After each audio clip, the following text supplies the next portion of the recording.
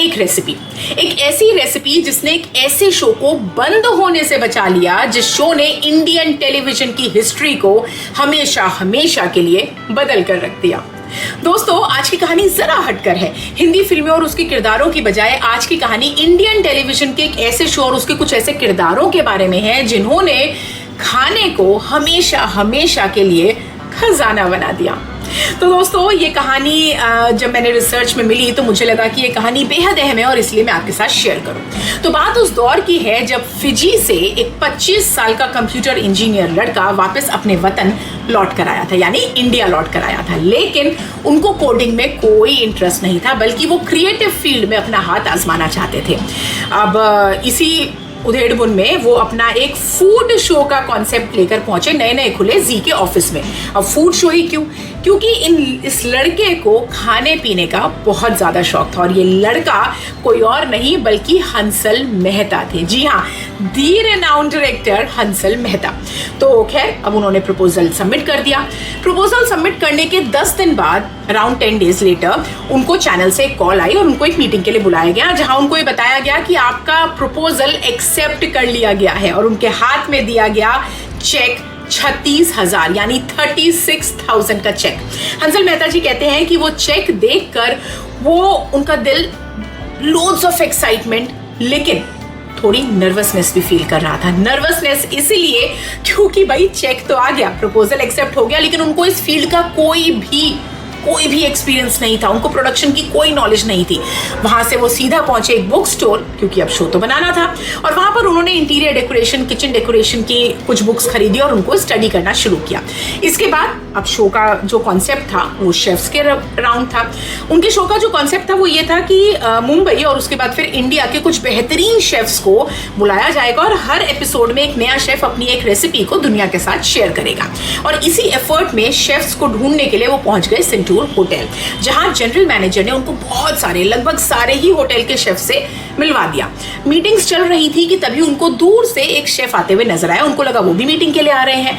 वो शेफ पास में आए तो उन्होंने बड़े स्टाइलिश वे में अपना एक विजिटिंग कार्ड निकालकर हंसल मेहता जी को दिया और बोले, hi, I am Sanjeev Kapoor and if you need any help do call me, और बोलकर चले गए। Hansal Mehta ji was quite surprised कि जहां सारे शेफ मीटिंग कर रहे हैं ये शेफ निकल गए। लेकिन कुछ तो बात थी दी संजीव कपूर में कि घर जाकर जो पहली कॉल हंसल मेहता जी ने करी वो उन्हीं संजीव कपूर को करी। उन्होंने कहा कि आप घर आइए, मीटिंग के लिए उनको बुलाया और जब वो घर पहुंचे तो उनको अपना कॉन्सेप्ट बताया, जिसको संजीव कपूर जी ने इंस्टेंटली एग्री कर लिया, उनको एक्सेप्ट कर लिया और शूट स्टार्ट हुई। अच्छा, इतनी ही देर इसी दौरान चैनल ने शो के कुछ टीजर्स ऑन एयर कर दिए थे, जहां ये बताया गया था कि ये इस तरह का एक शो जल्द ही आने वाला है। लेकिन अब यहां तक आपको लग रहा होगा कि भाई कहानी सही है, संजीव कपूर जी पिक्चर में आ चुके हैं तो किस शो की बात हो रही है ये भी आपको पता चल गया होगा। लेकिन कहानी इतनी इजी नहीं है।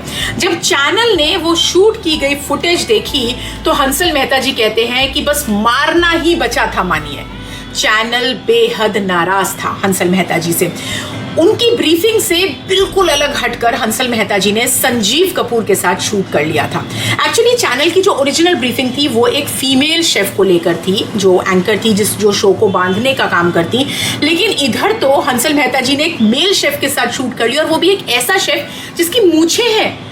ऑडियंस कैसे एक्सेप्ट करेगा, ये बहुत बड़ा क्वेश्चन चैनल ने किया हंसल मेहता जी से। लेकिन अब, और साथ ही साथ उन्होंने ये भी बोला कि अब तो कुछ नहीं कर सकते क्योंकि टीजर्स ऑन एयर जा चुके हैं, लेकिन सिर्फ 4 एपिसोड्स ऑन एयर जाएंगे, 5वें एपिसोड से ये शो कैंसिल्ड है। हंसल मेहता जी बहुत ज़्यादा परेशान हुए, लेकिन कम से कम 4 एपिसोड तो अब शूट करने ही थे, तो उन्होंने 4 एपिसोड शूट किए। और चौथा एपिसोड आते आते उन्होंने चैनल से बहुत ज़्यादा रिक्वेस्ट करी, उनको अपनी पर्सनल लाइफ के चैलेंजेस बताए और बताया कि क्यों ये शो उनके लिए बहुत ज़्यादा ज़रूरी है, और उनसे रिक्वेस्ट करी कि अगर मौका दिया जाएगा तो वो अपने इस शो को इम्प्रूव करेंगे। दोस्तों, ये जो दौर था ये प्रोफेशनलिज्म से ज़्यादा दोस्ती पे निर्भर करता था और इसीलिए उनको दोबारा मौका दिया गया, लेकिन इस बार चैनल की ओरिजिनल ब्रीफिंग के हिसाब से, यानी कि एक फीमेल शेफ के साथ। तो अब संजीव कपूर जी हो चुके थे आउट और फीमेल शेफ हो चुकी थी इन। दोबारा शूट शुरू हुआ और टीआरपीज जब आई तो इस बार टीआरपीज और भी ज्यादा लो हो चुकी थी, ऑल टाइम लो। अब एक लिमिट थी, राइट, दोस्ती की भी। चैनल ने हंसल मेहता जी को बुलाया और उनको कहा कि अब वो कुछ भी नहीं कर सकते, ये शो कैंसिल ही करना होगा। 12th एपिसोड शूट हो चुका था और 13th episode will be the last episode that you will be shooting, उसके बाद ये शो बंद हो जाएगा। ये कहकर उन्होंने हंसल मेहता जी को भेज दिया। हंसल मेहता जी उस समय डिप्रेशन में चले गए थे। उनका कहना था कि ये शो उनकी जिंदगी के लिए कितना ज़रूरी था ये सिर्फ वही जानते थे, और उनकी पहली कोशिश इतनी बुरी तरह से मतलब नाकामयाब हो जाएगी ये उनको नहीं पता था। तो खैर वो डिप्रेशन में थे, लेकिन अब 13th एपिसोड तो करना था। तो शूट वाले दिन पूरी यूनिट पहुंच गई सेट पर। एंड मिनट पर जिस शेफ के साथ वो एपिसोड शूट करना था, एंड मिनट पर वो शेफ ने उस दिन का शूट कैंसिल कर दिया। अब हंसल मेहता जी प्रॉब्लम में आ गए। उन्होंने अपने दोस्त यानी मूंछ वाले शेफ यानी कि संजीव कपूर को कॉल लगाया और बोले कि दोस्त मैं फंस चुका हूँ। उनको पूरी सिचुएशन बताई और रिक्वेस्ट करी कि बस तुम अभी आ जाओ। संजीव कपूर जी ने अपनी बाइक उठाई और पहुंच गए सेट पर। पहुंचते ही उन्होंने पूछा कि भाई हमारे पास क्या क्या है शूट करने के लिए। तो उन्होंने बोला कि वही नॉर्मल चीज़ें, पालक है, पनीर है, चिकन है और कुछ मसाले हैं। संजीव जी ने पूछा ऑरेंज जूस है? उन्होंने कहा ऑरेंज जूस भी है। और शुरू हो गया इसके बाद शूट। 2 रेसिपीज बनाई गई और शूट खत्म हुआ। और शूट खत्म होने के बाद हर जना एक दूसरे से नम आंखों के साथ गले मिला और सबने एक दूसरे को अलविदा कहा। हंसल मेहता जी घर गए और इस शो को एक बुरा सपना समझकर भूलने की कोशिश करने लगे। ऑन एयर होने के करीबन 10 दिन बाद चैनल से हंसल मेहता जी को एक कॉल आया रिस्पॉन्स डिपार्टमेंट से। उन दिनों में टीवी का एक रिस्पॉन्स डिपार्टमेंट हुआ करता था जो आपके एपिसोड्स, आपके जो फीडबैक होते थे उनको आप तक पहुंचाने का काम किया करता था। तो उनका कॉल आया कि आपके इस एपिसोड का जो भी रिस्पॉन्स आया है उसको आप आकर ले जाइए। अब जब हंसल मेहता जी चैनल पहुंचे तो जो उन्होंने देखा उनको कुछ समझ नहीं आया। उन्होंने देखा कि वहां पर एक बहुत बड़ी बोरी रखी है और वो बोरी ऊपर तक फिल्ड है लेटर्स से। उनका सिर्फ एक क्वेश्चन था डिपार्टमेंट से, इसका क्या मतलब है? रिस्पॉन्स डिपार्टमेंट ने कहा कि इसका मतलब ये है मियाँ कि तुम्हारा शो निकल पड़ा। अब हमें लगता है कि ये शो बंद तो एटलीस्ट अभी नहीं होगा, लेकिन हम कुछ कह नहीं सकते, तो आप अंदर जाइए, आपको मीटिंग के लिए बुलाया है। तो अब Hansal Mehta ji with loads of nervousness but little bit of excitement office के अंदर एंटर हुए और वहां पर मानिए एक बुझते दिए को सहारा मिल गया। उनको बताया गया कि क्योंकि इस एंड वाले एपिसोड यानी 13th एपिसोड को इतना भर भर कर रिस्पॉन्स मिला है, इतने फैन लेटर्स आए हैं कि इस शो को हम अभी बंद तो नहीं कर सकते। तो उनको कहा गया कि आप उसी शेफ को वापस लाइए। जी हाँ, उसी शेफ यानी संजीव कपूर जी, जिसको चैनल ने पहले मना कर दिया था, उसी शेफ को वापस लाइए और उसकी के साथ इस शो को आगे बढ़ाइए। दोस्तों, एक्चुअली उस 13th एपिसोड में संजीव कपूर जी ने 2 रेसिपीज बनाई थी, जिसमें से एक रेसिपी लोगों ने बहुत पसंद करी थी। आज के टाइम में कहा जाए, आज के दौर के हिसाब से, तो वो रेसिपी वायरल हो गई थी।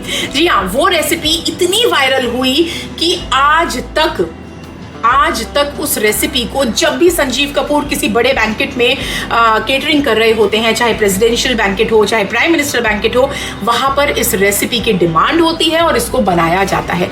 इस रेसिपी का नाम था शाम सवेरा और ये वो रेसिपी थी जिसने ना सिर्फ उस शो को थोड़ी सी लीज दी, बल्कि 22 साल, जी हाँ 22 ईयर्स तक ये शो ऑन एयर रहा और इसने इंडियन टेलीविजन के फूड शोज की हिस्ट्री को जन्म दिया।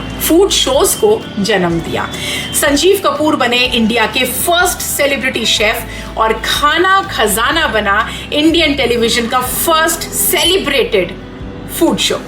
तो क्यों दोस्तों, क्या आपको ये कहानी पता थी? और अगर नहीं तो ये कहानी आपको लगी कैसी, मुझे कमेंट सेक्शन में जरूर बताइएगा। और अगर आप अभी तक हमारे साथ बने हुए हैं तो पहले तो थैंक यू सो मच, और साथ ही साथ हमें सब्सक्राइब करना मत भूलिएगा। और हाँ, अगर कहानी काबिल लगी हो तो इसे लाइक और शेयर जरूर कर दीजिएगा।